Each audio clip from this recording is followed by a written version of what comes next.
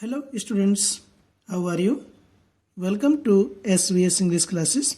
We are here to study multiple choice questions from the poem The Road Not Taken, composed by Robert Frost.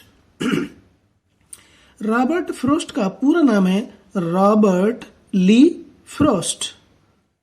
तो Robert ली frost के द्वारा लिखित the road not taken नाम की इस poem के ये हम मल्टीपल चॉइस आपको एक्सप्लेन करने जा रहे हैं। आइए तो शुरू करते हैं। नोट, ध्यान दें, choose the most suitable alternative to complete the following statements. Choose means चुनिए, द मोस्ट सुटेबल सर्वाधिक उपयुक्त, अल्टरनेटिव मीन्स विकल्प, टू कंप्लीट पूरा करने के लिए, द फॉलोइंग निम्नांकित, स्टेटमेंट्स कथनों को, निम्नांकित कथनों को पूरा करने के लिए सर्व उचित सर्व उपयुक्त विकल्प को चुनिए। तो आइए शुरू करते हैं। Number 1,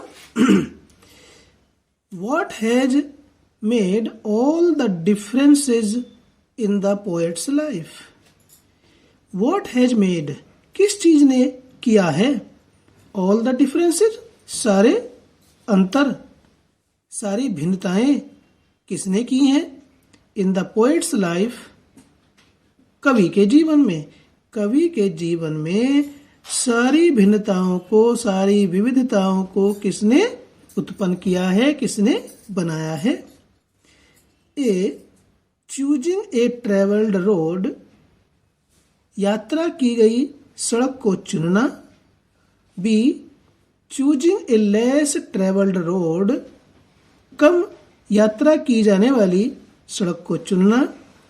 C, by not choosing any road, किसी भी सड़क को न चुन करके। D, by not being weak, कमजोर न हो करके। तो ये 4 विकल्प हैं, 4 अल्टरनेटिव्स हैं। इसमें कौन सा मोस्ट सुटेबल है वो हमें टिक करना है।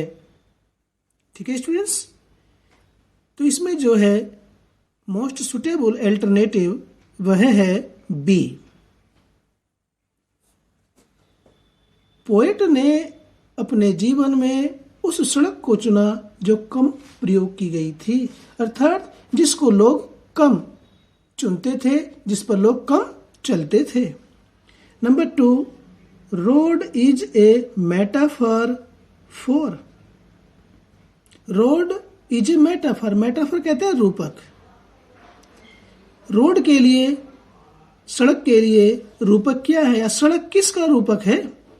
ए, ट्रेवलिंग वाइजली, बुद्धिमानी से यात्रा करना। बी, गुड हेल्थ, अच्छा स्वास्थ्य। C, choices we make in life, वे चुनाव, वे पसंद जिन्हें हम अपने जीवन में करते हैं।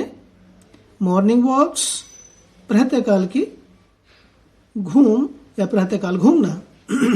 तो इसमें जो मोस्ट सुटेबल अल्टरनेटिव है वह सी है। चॉइसेस, चुनाव, पसंद, वी मेक इन लाइफ, यानी हम अपने जीवन में क्या उद्देश्य चुनते हैं उसका रूपक सड़क है। यह रोड का अर्थ उन चीजों से है, उस लक्ष्य से है जो हम अपने जीवन में चुनते हैं और उस लक्ष्य को प्राप्त करने के लिए परिश्रम करते हैं। Number 3, the poet choose to travel on another road because, poet यात्रा करने के लिए दूसरी सड़क का चुनाव करता है। बिकॉज क्यों करता है। ए, इट वॉज ईजियर, ये अधिक आसान थी। B, it was shorter and easier, यह अधिक छोटी और अधिक आसान थी। C, it was grassy and wanted wear, यह घास से भरी हुई थी, उस पर यानी कि घास उगी हुई थी एंड वांटेड वियर, और वो चाहती थी कि उस सड़क पर भी कोई चल के देखे, यानी कि उस सड़क पर भी, यानी कि उस लक्ष्य की ओर भी कोई चल के देखे, वह लक्ष्य भी जीवन में एक अच्छी मंजिल पर पहुंचा सकता है। D, it was sure of his success in that way, उस रास्ते पर, उस मार्ग पर वह सफलता के लिए विश्वस्त था। तो इसमें जो मोस्ट सुटेबल अल्टरनेटिव है वह सी है, क्योंकि उसने उस मार्ग को, उस लक्ष्य को चुना जिसे बहुत कम लोग चुनते थे, क्योंकि वह लक्ष्य जिसे लोग कम चुनते हैं वह अधिक परिश्रम से भरा हुआ, संघर्षपूर्ण और चुनौतियापूर्ण होता है, चुनौतियों से भरा हुआ होता है।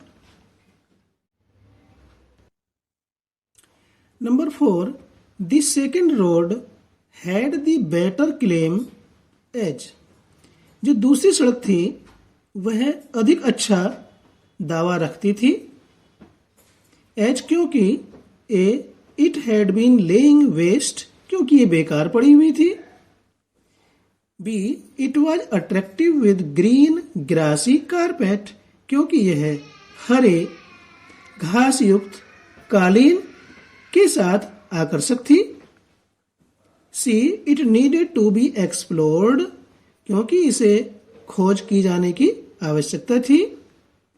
D, it was full of surprises, क्योंकि यह आश्चर्यों से भरी हुई थी। तो इसका जो मोस्ट सुटेबल अल्टरनेटिव है वह बी है। Number 5, the poet is standing, कवि खड़ा हुआ है।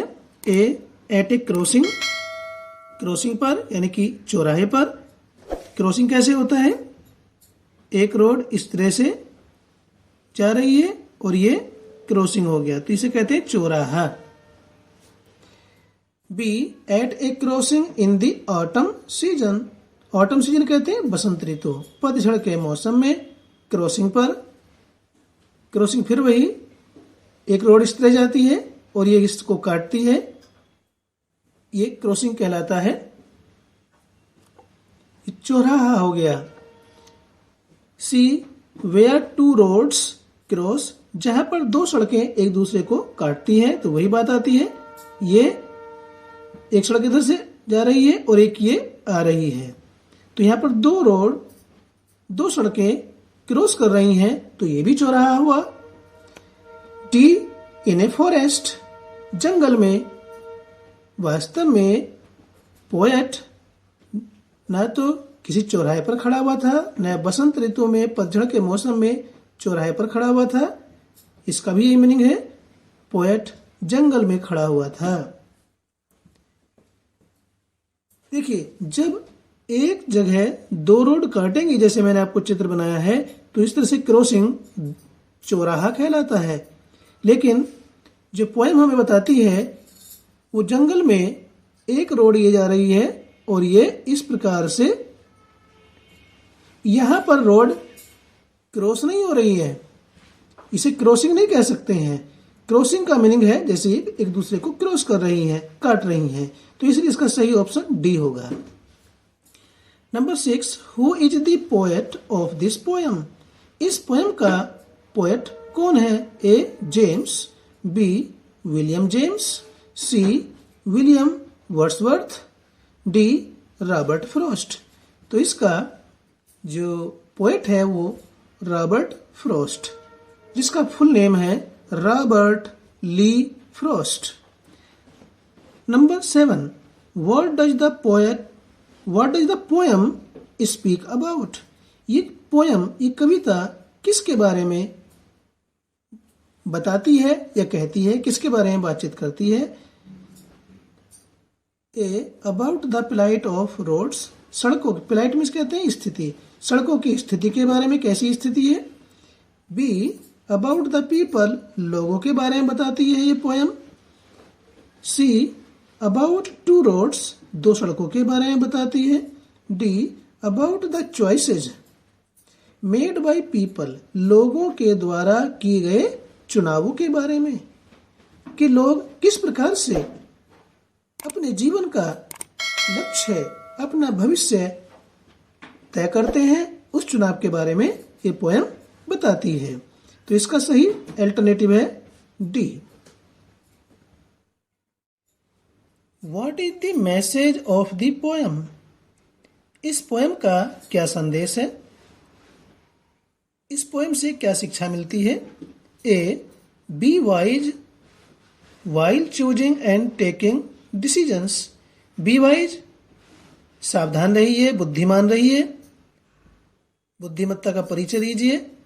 वाइल चूजिंग, चुनते समय, एंड टेकिंग डिसीजंस, निर्णय लेते समय। निर्णयों को चुनते समय और लेते समय हमें बुद्धिमान होना चाहिए या बुद्धिमानी का परिचय देना चाहिए। B, two roads are confusing, दो सड़कें भ्रमित करने वाली हैं।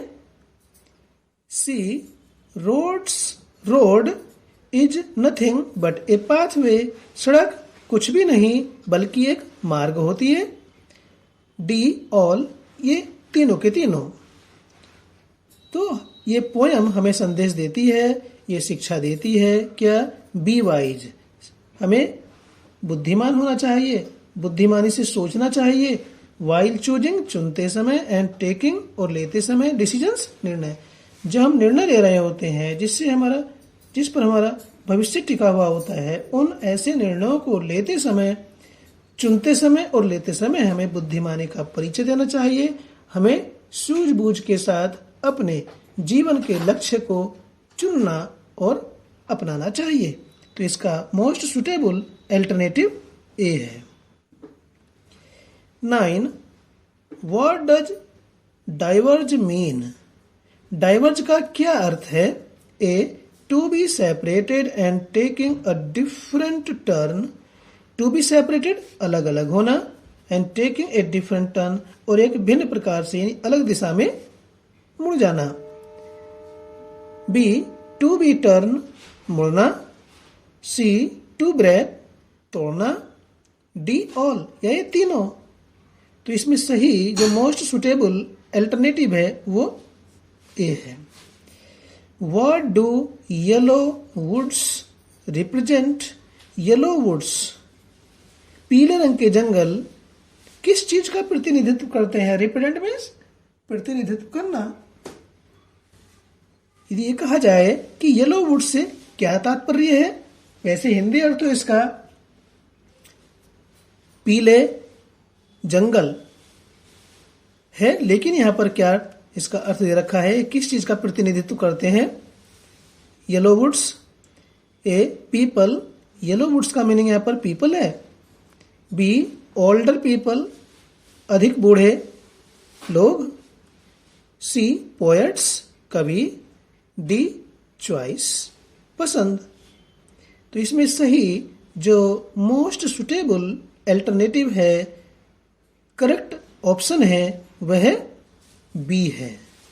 यहां पर येलो वुड्स से जो तात्पर्य है वह अधिक बूढ़े अर्थात वृद्ध व्यक्तियों से है। तो ये थे हमारे द रोड नॉट टेकन नाम की पोएम के मल्टीपल चॉइस। आशा करते हैं कि ये वर्क आपको समझ में आएगा और आया होगा। आपको पसंद आया तो लाइक कीजिए, चैनल पर पहली बार हैं तो चैनल को सब्सक्राइब कीजिए और अपने दोस्तों को शेयर कीजिए ताकि वो भी इसी प्रकार से आपकी तरह अपना सिलेबस स्टडी कर सकें। फिर मिलते हैं एक नई वीडियो के साथ। Till then take care, bye bye.